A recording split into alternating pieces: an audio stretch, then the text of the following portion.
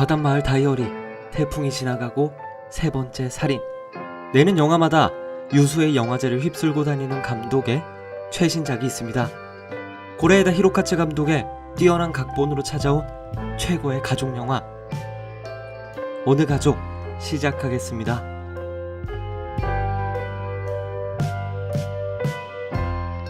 간단하게 줄거리부터 말씀드리면요. 겉보기에는 멀쩡해 보이는 이 사내는 쇼타라는 어린 남자애를 데리고 다니면서 온 동네의 가게랑 가게는 모두 털어버립니다. 물론 주인이 모르는 새 말이죠. 아주 뛰어난 기술로 오랫동안 손발을 맞춰온 부자처럼 보이는 두 사람, 그리고 집으로 돌아가는 길에 한 소녀를 발견합니다. 소녀의 이름은 주리. 매일같이 낳고 싶어서 낳은 게 아니다라고 소리치고 때리는 엄마와 살고 있죠. 그런 녀석을 오랫동안 지켜봤던 오사무. 결국은 그대로 데리고 와버리는데요.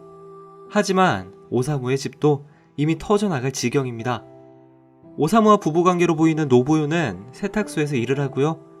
약 70만원 정도의 연금으로 온 가족을 먹여 살리는 하츠메 할머니와 할머니의 이쁜 손녀 아키도 있죠. 아키는 일명 업소에 다니며 가슴을 보여주고 돈을 받습니다. 이 오묘한 5명의 가족이 사는 집에 주리까지 추가된 것이죠.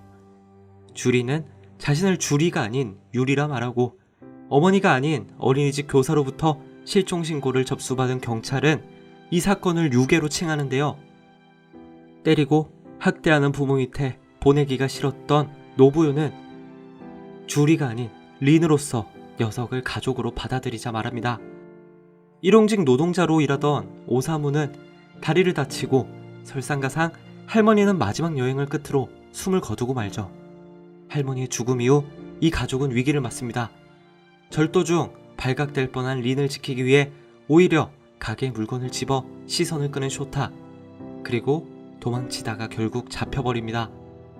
쇼타가 잡히고 나서 이 가족은 줄줄이 경찰서로 소환되는데요. 때문에 주리의 유괴와 할머니의 죽음, 쇼타의 과거와 오사무와 노부요의 예전 범죄까지 모조리 들통나게 됩니다. 그 자세한 내막은 영화를 통해서 알아보시고요.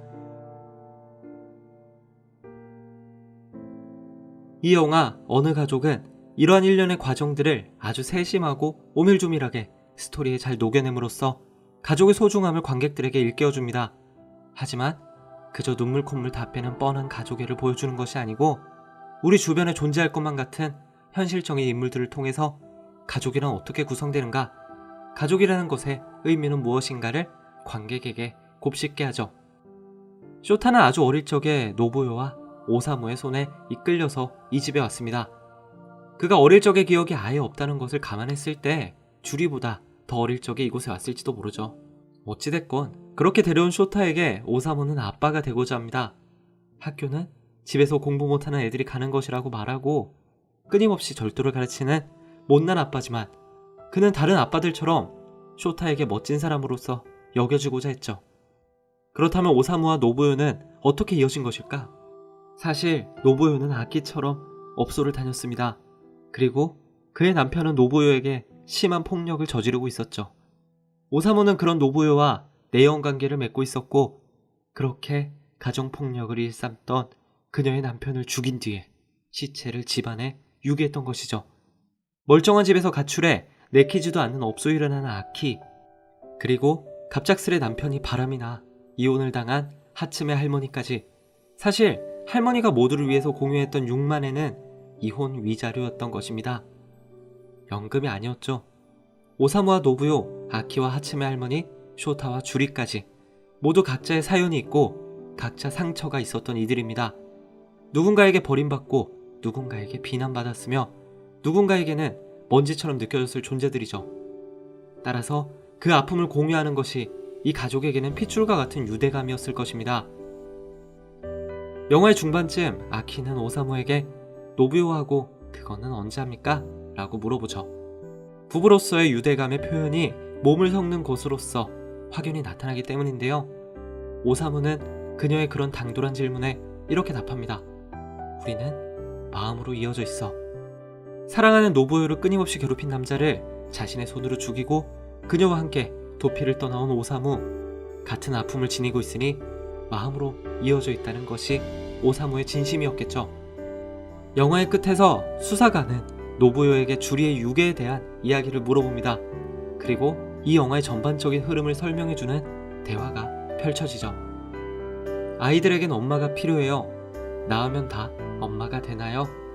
낳지 않으면 엄마가 될 수 없죠. 영화는 이 대화를 통해서 우리에게 질문을 던집니다. 누가 봐도 겉으로 완벽한 가족이라고 해도 그 속이 문드러져 있다면 가족이라고 할 수 있을까? 그 속에 끈끈한 유대감이 없다면 가족이라고 할 수 없다. 버림받은 이들로서 결성된 이 가족이 겉으로 완벽한 다른 가족보다 더욱 가족처럼 느껴진다면 이상한 것일까요?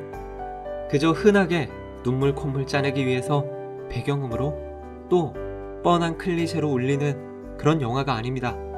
감정의 흔들림을 잔잔하게 가져가며 심장을 죄어오는 듯한 먹먹함까지 가족은 무엇일까? 라는 간단한 질문에 대해서 완벽하게 답하는 이는 없을 것입니다. 하지만 이 영화 어느 가족이라면 답이 되지 않을까 싶어요. 지금 극장에서 볼 수 있습니다. CGV 아트하우스에서 이 영화를 꼭 보시길 바래요. 감사합니다. 구독과 좋아요, 공유와 댓글 잊지 마시고요. 다음에도 신작 영화 리뷰는 계속됩니다.